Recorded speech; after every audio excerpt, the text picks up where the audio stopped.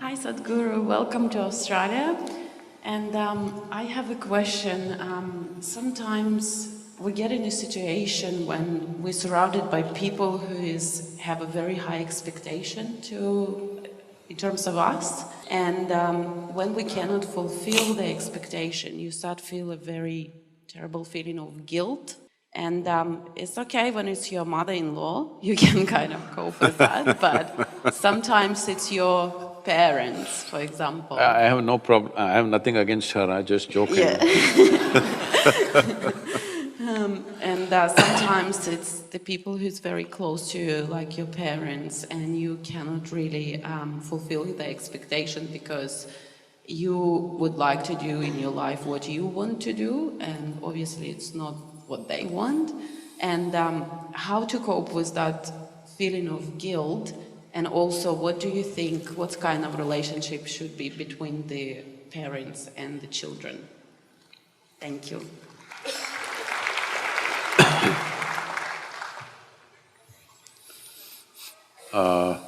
That reminds me of something. See, one thing is, it's not just between parents and children, just about every relationship, everywhere. People have all kinds of weird expectations. It's like this. A lady went to the butcher's shop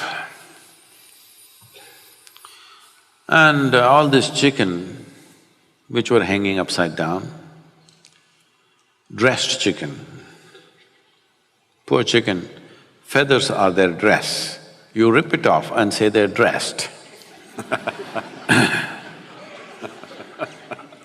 So she went to this chicken and lifted one leg, smelled, wrinkled her nose, lifted a wing, wrinkled her nose, like this she was going from chicken to chicken. It was having an effect on the rest of the customers. So the butcher saw it's having an effect, so he went and tapped on her shoulder. She turned around. So he asked, "Ma'am, can you pass a test like that?"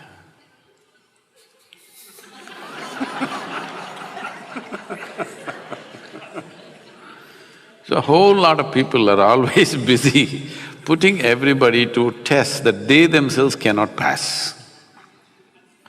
Especially parents. Parents think all the things that they could not do, they must achieve through their children. So they should have bred racehorses. I want you to understand this. Children are not your property. It's a privilege, another life came through you. You must enjoy it. Do your best to nourish it. What it becomes is not your business. Your business is to support it, create a wonderful atmosphere around it, create an ambience where it grows well. I'm using the word "it" consciously. Like a tree, like a plant, you just create the nourishment that it needs, it grows. Well, is it going to bear apples, pears, mangoes, or just flowers, or just nothing? We don't know. Only thing is, your wish is, they must grow to their full potential. They are not an extension of your ambitions. They're not, and they need not be. So, this is because people think they own their children. No, they're not your property. I think these days they're telling you, older generation hesitated to say this. This generation, by the time they're 10, they're telling you, "You got no business to tell me what to do." So does it mean to say you don't say anything to them? No, it's your business to see, because if you don't guide them, somebody else will on the street, or somebody will do it long distance on the internet, all kinds of creatures are out there. All right. So yes, to protect them, to nourish them, to allow them to explore their possibilities, it is your business to do that as a parent. But parents' concern may be, what will happen, what will happen, what will happen? My dear father, he's 95, he's a physician. In his mind, that generation of Indians will understand that. Unless you become a physician, you're no good. So I was no good. But that was good for me, because when you're no good, nobody pays enough attention, that's all I wanted. That they leave me alone. So, I'm just saying, you know, he's always worried, what will happen to this boy? His concern is this boy has no fear in his heart, what will happen? So one day when I was 11 years of age, he said this, you know, I came home with a 12-foot cobra, he was my friend. And he said, this boy has no fear in his heart, what will happen? Then I asked him, when did fear become a virtue? When did this happen? He said, see, I told you he has no fear in his heart. I said, that's fine, but when did fear become a virtue? Why is it like this? Why fear, anger, all these things have become virtues, is it? Tell me, when you go through fear, is it fantastic? Hello? It's one of the most terrible emotions you can go through. Why are we thinking that we should be fearful of our future, not only of your future, of anything that you do, and you're even God-fearing, all right? Fearful about everything. What is the point? There is no such thing. There is no such thing that this generation should be an extension of the previous generation. This generation should do something that previous generation could not imagine. That is when there is a purpose to this generation, isn't it? Otherwise, what's the point if you're going to do the same things?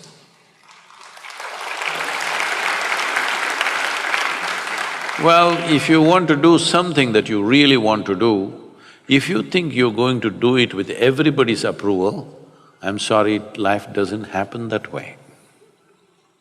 It is just that whatever the hell you want to do, just do it well. Once there is success, your parents and your uncles and your aunts, everybody says, wonderful. All right. They want success, they're only afraid. They have every right to be concerned about you. They have every right, because they brought you up, they're concerned whether you will do well or not.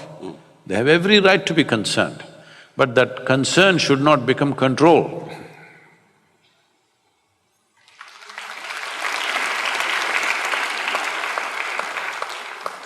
What event, decision, experience, or period has had the most profound impact on your life? You're asking Matt, right?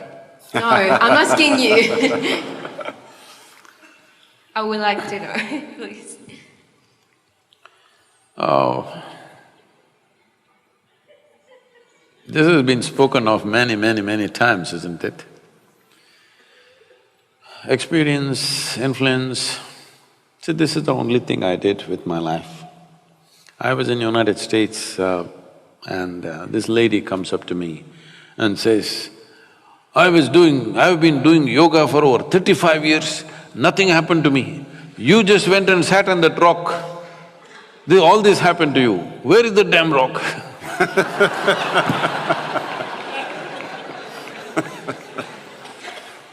And now the rock is becoming famous. Like, you know, for Gautama the Buddha, the Bodhi tree became more famous than the Buddha. I must tell you this experience. I was in Coimbatore many years ago, about almost 25–30 years ago, and I go to somebody's house for lunch. And this lady says, Sadhguru, I have a Bodhi tree in my backyard. I sit and meditate under that. Can you come and bless my tree? I say, please water the tree, I will bless you. She said, no, you must come and bless the tree. I thought, let me go into the backyard. I am always an outdoor man. So I walked out. Then I looked around, I did not see any Bodhi tree, there were 3 coconut trees. But I did not see any Bodhi tree. Then I asked her, where is the Bodhi tree? Then she takes me to one place. There is one stick which is about 6–7 feet tall with about 5 leaves. Under that, she's put one stone plate and on which she sits and meditates under the Bodhi tree. I looked at this Bodhi tree and said, see, this Bodhi tree does not have much possibility. If you at least sit under the coconut tree, something could happen.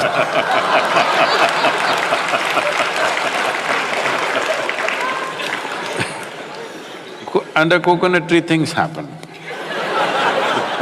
Because when you're in this state, what you need is a knock on your head.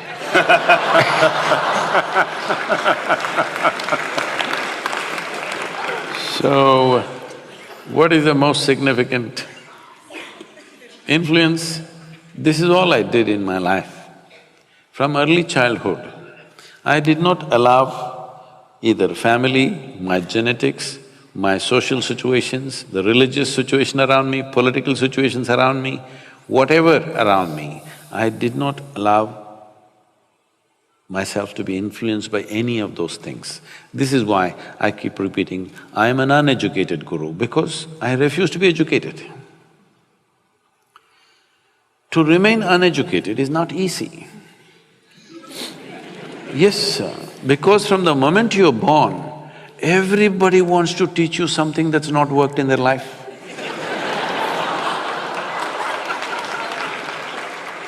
It's a compulsive need in adults the moment they see. You know, like, when my daughter was 3.5 months old, I would drive alone with her all across India, with my one hand on her, my right leg heavy. This is the time when I'm building Isha Foundation, I'm driving across the country. Every day I'm with a new family. Then I noticed everybody is desperate to teach something to her. I said, please, nobody teaches her anything. No ABC, no 1, 2, 3, no Mary had a little lamb. I don't want any of these things. Then people said, Sadhguru, you're not letting anybody teach anything. What will happen to this girl? This girl won't know even how to count her fingers. I said, I don't care if she cannot count her fingers. As long as she knows how to use her fingers, what do I care? She thinks this is 1,000,000, what's my problem? As long as she knows how to use her fingers. So, and I don't care whether Mary had a lamb or not. So, I said, nobody teach her anything. Because nobody is teaching her anything. See, it is by constantly looking down on the child, you know what is this, you know what is that, the child feels smaller and smaller and smaller. Because nobody spoke to her in those terms. She thought everybody is her friends. She's 2.5, 3 years, she thinks all the adults are her friends, she talks to them like they're her friends. By the time she's 18 months, she's fluently speaking 3 languages, very fluently. Because nobody's teaching her anything, she's all ears listening to everything around her. Well, I wouldn't have sent her to school, but my schedules and my travels didn't allow that. So I sent her to a school where there's least amount of schooling. One day she came back from school, she was around 13 years of age and she was little upset about what happened in the school. Then she comes and tells me, you're teaching everybody so many things, you're not teaching me anything. I said, see, I'm not known to do anything unsolicited. Now that you have come, you sit down, we'll see. I said, see, this is all you need to know. You never look up to anybody. She looked at me like this, what about you, kind of look. I said, especially me, because if you look up to me, you will miss it completely. What will you do? Maybe take my picture and nail it on your wall. That's all you will do. You got to see me the way I am.